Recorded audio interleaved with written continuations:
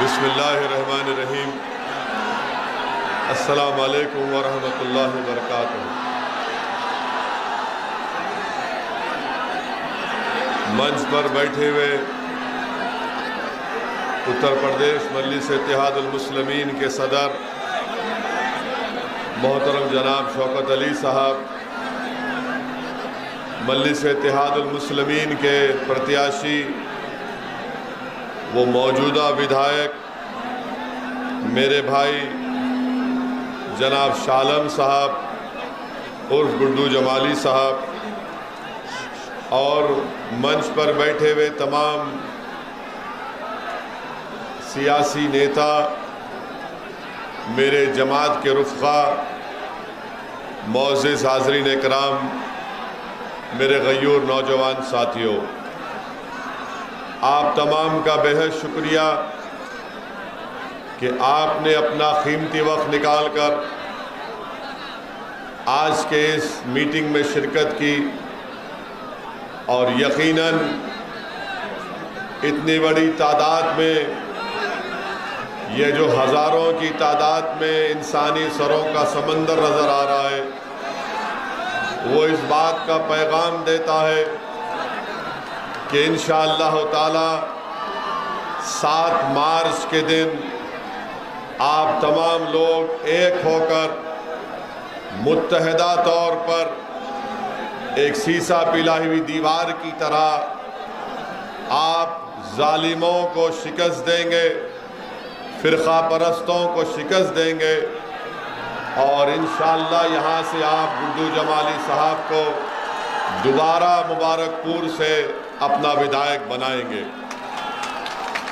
मेरे अजीज़ दोस्तों और बुज़ुर्गों, हमारे क़मर कमाल साहब आज़मगढ़ सदर के मजलिस के प्रत्याशी हैं, अब्दुल्ला साहब गोपालपुर से मजलिस के प्रत्याशी हैं, अब्दुर्रहमान निज़ामाबाद से मजलिस के प्रत्याशी हैं, जावेद आलम दीदारगंज से हैं, पंकज मौर्य सगड़ी से हैं, और महेंद्र प्रताप सोंकर साहब जो जन अधिकार पार्टी बाबू सिंह कुशवाहा साहब की है, वो मोहम्मदाबाद से प्रत्याशी है, उनका निशान गैस का सिलेंडर है। हमारे ज़िला सदर नदीम साहब, विधानसभा सदर शालम साहब, यूथ सेक्रेटरी अयाज अहमद साहब। मेरे अजीज़ दोस्तों और बुज़ुर्गों, मैं सबसे पहले मोहतरम जनाब शालम साहब का और गुड्डू जमाली साहब का दिल की गहराइयों से शुक्रिया अदा करता हूँ कि उन्होंने मजलिस इत्तेहादुल मुस्लिमीन के उम्मीदवार बनने के लिए राज़ी हुए, और उन्होंने मुबारकपुर की सरजमीन पर मजलिस इत्तेहादुल मुस्लिमीन के परचम को बुलंद किया। मैं उनको मुबारकबाद देता हूँ और उनका शुक्रिया भी अदा करता हूँ। मैं अल्लाह का शुक्र अदा करता हूँ कि अल्लाह सुब्हानहू तआला ने अपने हबीब मोहम्मद मुस्तफ़ा सल्लल्लाहु अलैहि वसल्लम के सदक़े और तुफ़ैल में मुझे मुबारकपुर आने का मौका इनायत फरमाया। ये मेरी खुशकिस्मती है कि मैं मुबारकपुर के इस मुबारक सरजमीन पर आप जैसे मुबारक लोगों के दरमियान में खड़े होकर मुझे अपनी बात कहने का मौका मिल रहा है। मेरे अजीज़ दोस्तों और बुज़ुर्गों, मेरी इज़्ज़तदार माँ और बहनों, मैं आपको ये बताने आया हूँ कि गुड्डू जमाली साहब को जो टिकट काटा गया, वो सिर्फ उनका नहीं काटा गया, बल्कि मुबारकपुर की जनता को धोखा दिया गया था। अब ये मुबारकपुर की आवाम और जनता को इस नाइंसाफ़ी के ख़िलाफ़, इस बेइज्जती के ख़िलाफ़ और आपके हक़ को लेने के लिए 7 मार्च के दिन आप तमाम को मुत्तहिदा तौर पर अपने वोट का इस्तेमाल पतंग के निशान पर करना पड़ेगा। मेरे अजीज़ दोस्तों और बुज़ुर्गों, आप जानते हैं कि भारत हमारा वतन अजीज है और उत्तर प्रदेश की सियासत है, इसकी एक तल हकीकत यह है कि जब तक आपके पास आपका नेता नहीं होगा, आपकी आवाज़ को नहीं सुना जाएगा। अगर आज आप मुबारकपुर से और आजमगढ़ से उत्तर प्रदेश में जो आखिरी मरहले के चुनाव होने जा रहे, यहाँ पर आप मजलिस के उम्मीदवारों को कामयाब करेंगे तो ये कामयाबी आपकी होगी, क्योंकि आपकी सफ़ों से एक नेता निकलेगा। कोई मुझसे सवाल कर सकता है कि मुबारकपुर को ओवैसी तुम आ रहे हो और गुड्डू जमाली के लिए वोट की बात कर रहे हो, क्या गुड्डू जमाली 2 मरतबा के विधायक नहीं है? हाँ, गुड्डू जमाली 2 मरतबा के विधायक है, मगर उस 2 मरतबा में और अब तीसरी मरतबा की कामयाबी जो होगी उसमें जमीन आसमान का फर्क होगा। क्या फर्क होगा बताओ?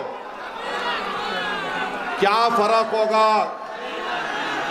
फर्क ये होगा कि 2 मरतबा गुड्डू जमाली को जिस पार्टी से वो वाबस्ता थे उनको रोका जाता था। आज जब गुड्डू जमाली आपकी दुआओं से, आपकी आशीर्वाद से, वोट से कामयाब होगा तो वो आपका नेता होगा, गरीबों का नेता होगा। ये फर्क है। ये आपका लीडर होगा और आपके दरमियान में खड़े होकर मैं जनाब गुड्डू जमाली साहब को कह रहा हूं कि जब अल्लाह और मुबारकपुर की जनता आपको अपने दुआओं से, मोहब्बत और वोट से कामयाब करेगी तो गुड्डू जमाली साहब जब आप उत्तर प्रदेश की विधानसभा में जाएंगे तो आप उस विधानसभा में मुबारकपुर, उत्तर प्रदेश के गरीब, मजलूम, अति पिछड़ा, जिसको दबाया गया, कुचला गया, उनकी आवाज को आपको बुलंद करना पड़ेगा।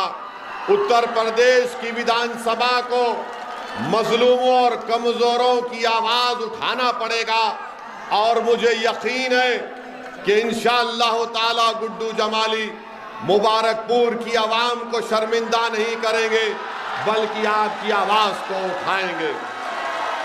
तो अब आपको मालूम हो गया कि अब आप गुड्डू जमाली को जब वोट डालेंगे तो अपने नेता के लिए वोट डालेंगे।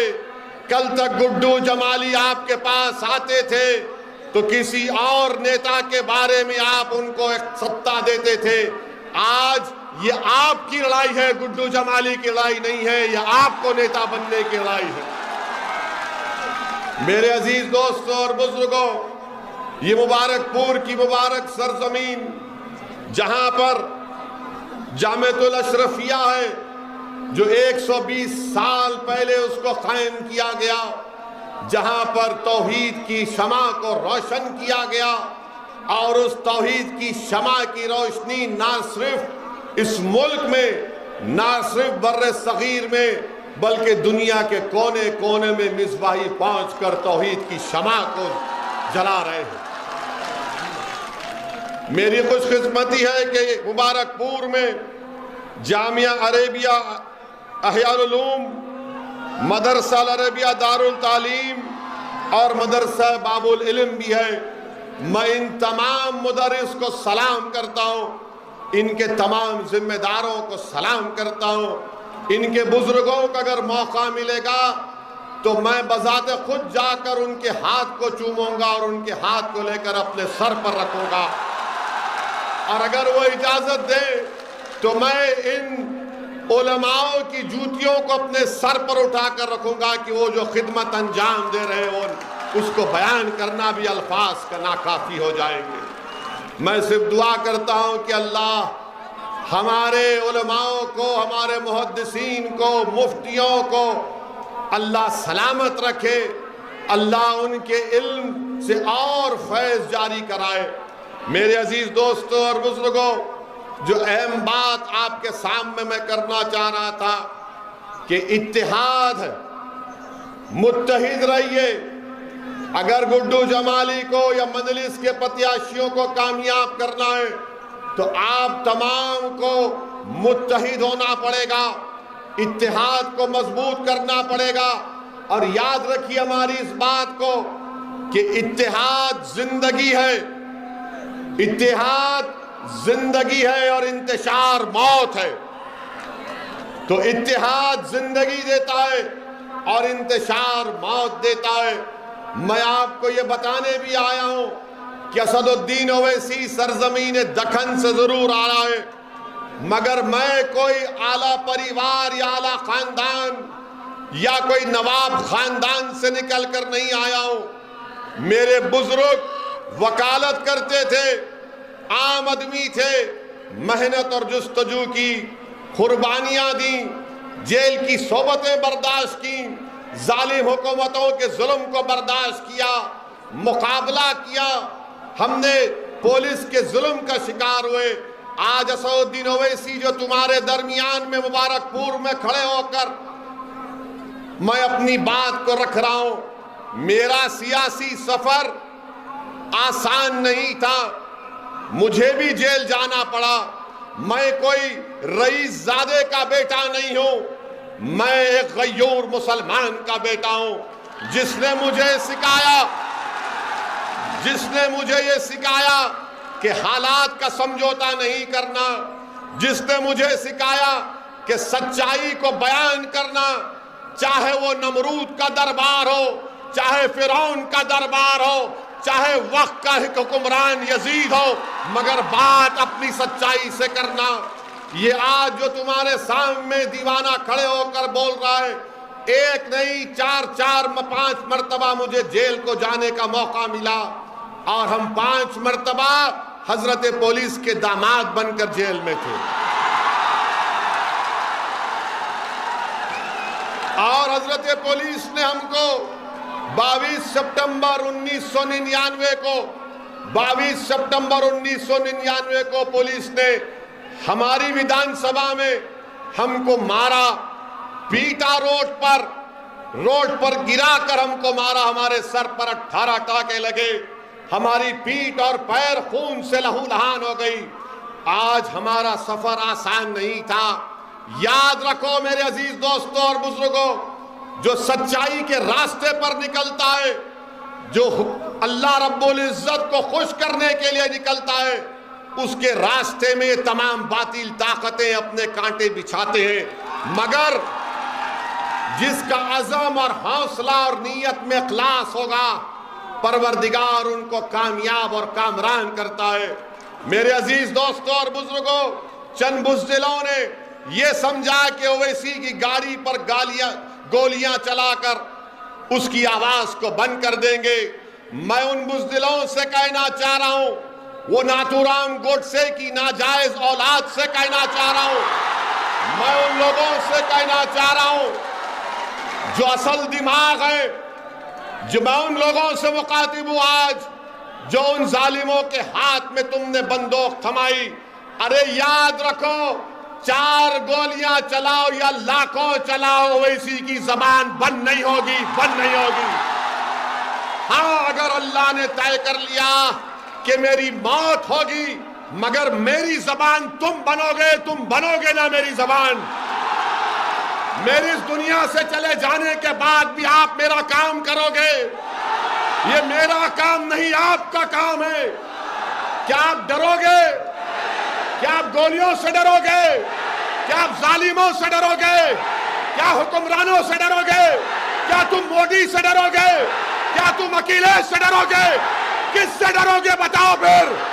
किससे डरोगे? किससे डरोगे? तुम जब अल्लाह से डरते तो गुड्डू जमाली तुम्हारा क्या बना बताओ?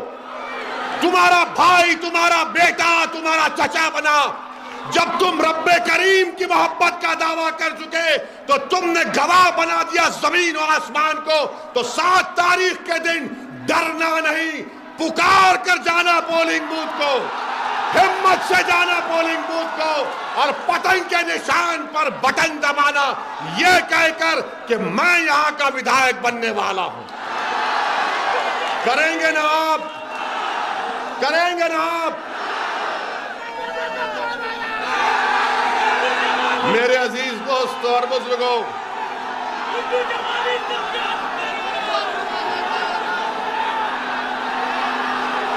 लगाओ नारा, दबा के लगाओ, झूम कर लगाओ, मस्त होकर लगाओ। पूरा मुबारकपुर में आवाज जाए, पूरे आजमगढ़ में जाए, पूरे यूपी में जाए, मोदी के कानों में जाए, अखिलेश के दिल में जाए। लगाओ नारा दबा के। मेरे अजीज दोस्तों और बुजुर्गों, मेरे अजीज दोस्तों और बुजुर्गों,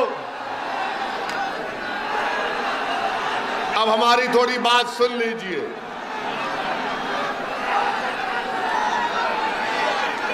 मेरे अजीज दोस्तों और बुजुर्गों, हम आपको बता रहे थे कि कोई आपसे कहेगा हमारे जाने के बाद, कोई कहेगा कि अगर गुड्डू जमाली या मजलिस के 8-10 प्रत्याशी जीत जाएंगे, विधायक बन जाएंगे तो क्या होगा? आप उनको बताना, उनको आप पैगाम देना, और जिसके दिलो दिमाग में ये बात है उन तक हमारी बात पहुंचा देना कि भारत की पार्लियामेंट में 540 की ऐवान है, जिसमें मजलिस इत्तेहादुल मुस्लिमीन के 2 सांसद हैं। कितने हैं? 2 हैं। और जब दोनों में से एक खड़े हो जाते हैं पार्लियामेंट में आपकी बात करने के लिए, आपके इंसाफ की बात करने के लिए, गरीब, मजलूम, अति पिछड़ा, दलित की बात करने के लिए, तो क्या होता है? हम जब खड़े हो जाते, जब दलित की बात करने के लिए, अंबेडकर के संविधान को बचाने की जब बात हम करते हैं, तो बीजेपी के 306 एमपी खड़े होकर ओवैसी को बोलते हैं बैठ जा, बैठ जा, बैठ जा। तो मालूम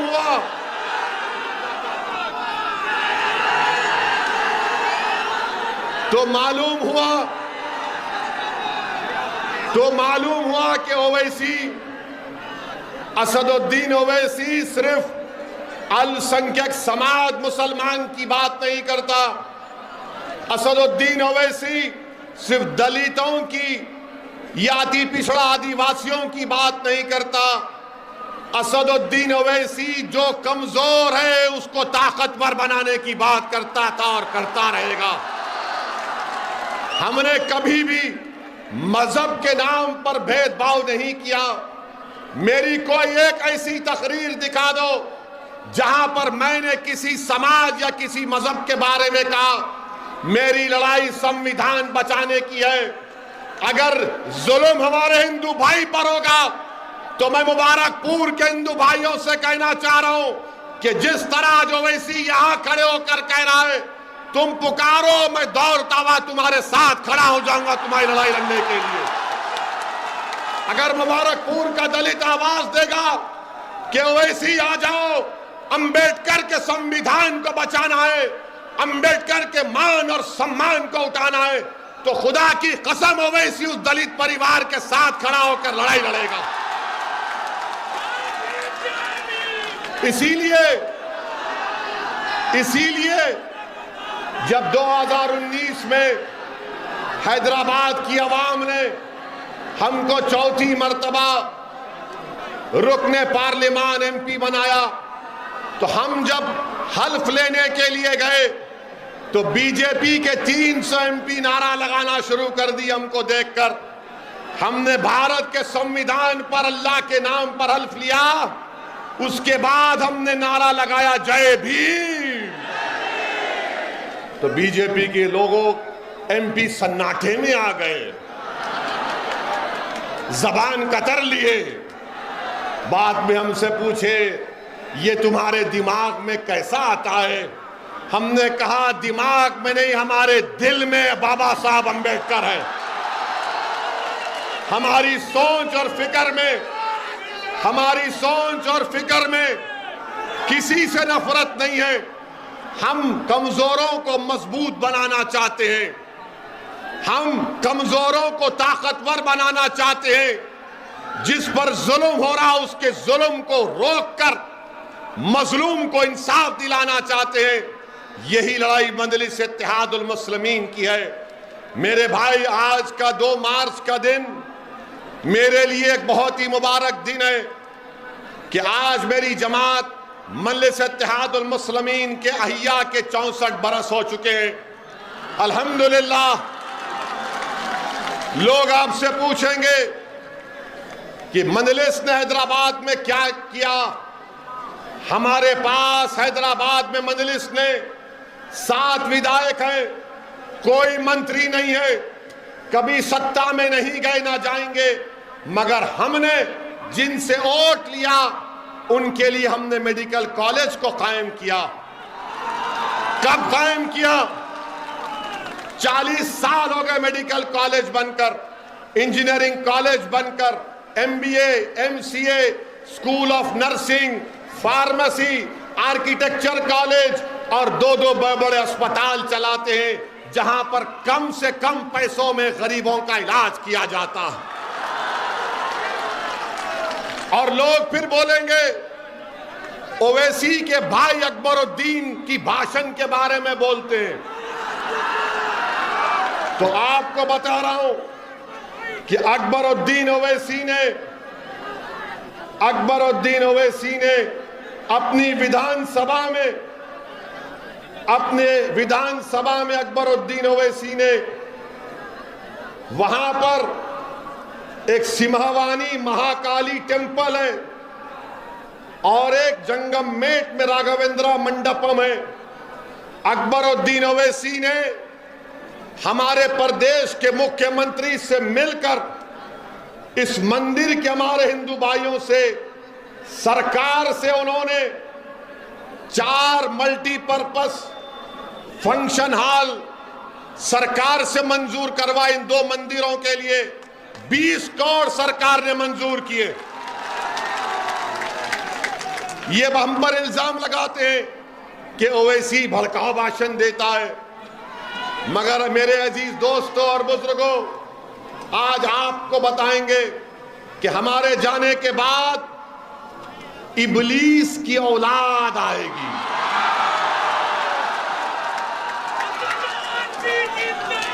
अबू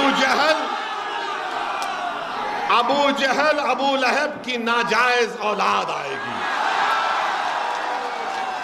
यजीद के मुर्दार दिल रखने वाले भी आएंगे और आकर बोलेंगे बीजेपी है, भाजपा है, उसको क्या करेंगे। तो आप क्या जवाब देंगे उन लोगों को जब वो लोग भाजपा कहेंगे? तो आप बोलेंगे भाजपा को अगर मुबारकपुर से कोई हरा सकता है तो उसका नाम क्या है बताओ। जो भाजपा को यहां से हरा सकता है उसका नाम क्या है बताओ। आवाज में और ताकत आनी चाहिए, वहां से भी आनी चाहिए, वहां से भी आनी चाहिए। उसका नाम क्या है बताओ। जो योगी और मोदी को रोक सकेगा उसका नाम बताओ। आप अखिलेश, बड़े और छोटे अखिलेश, देख लो, जनता ने कह दिया कि 7 मार्च के दिन किसको वोट देंगे, किसको वोट देंगे, किसको वोट देंगे। मेरे अजीज दोस्तों और बुजुर्गों, अब सपा के लोग बोलेंगे ओवैसी तो जज्बाती भाषण देता है, आप भी दो ना अखिलेश, क्यों नहीं देते? कौन रोक रहा है आपको? और जो लोग आपको बोलेंगे जज्बात, नौजवानों को जज्बाती करता है ओवैसी, अरे याद रखो मैं उन नौजवानों के बुजुर्गों को सलाम करता हूं, उनकी मां और बहनों को सलाम करता हूं कि तुमको जज्बाती बनाया। अगर कोई दलित पर जुल्म हो रहा, किसी गैर मुस्लिम पर जुल्म हो रहा और तुम्हारे दिल में जज्बात ना आए तो वो मुर्दा है, इंसान नहीं है। याद रखो हमारी बात। मेरे अजीज दोस्तों और बुजुर्गों, समाजवादी पार्टी अखिलेश यादव, जब इनसे पूछा गया कि कर्नाटका की उस बच्ची ने जो हिजाब और निकाब पहना उस पर कुछ बोलो, तो क्या अखिलेश बोले? अखिलेश कुछ बोले? जब अखिलेश से पूछा गया मुस्लिम वोट के बारे में बोलो, तो क्या अखिलेश बोले? अखिलेश नहीं बोले। क्यों नहीं बोले? क्यों नहीं बोले? इसलिए नहीं बोले कि अखिलेश जानते हैं कि आप कैदी हैं उनके। क्या आप उनके कैदी हैं? क्या आप दरी बिछाएंगे? क्या आप दरी बिछाएंगे? क्या आप गुड्डू जमाली को कामयाब करेंगे? क्या आप अखिलेश को हराएंगे? ये बात है, ये बात हुई है। मेरे अजीज दोस्तों और बुजुर्गों, आप थक तो नहीं गए, बोर तो नहीं हुए? वैसे अब यह हम आपको बता रहे हैं, कल शाम में बाद मगरिब बाबुल इल्म में हम फिर आएंगे भड़काऊ भाषण देने। आप आएंगे? आप आएंगे? You love me, I love you also.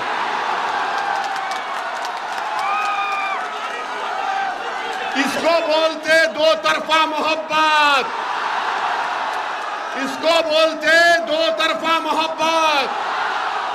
Akhilesh को खाली एक तरफा मोहब्बत मत करो, अपना भाई है उसका साथ दो, गुड्डू जमाली को कामयाब करो।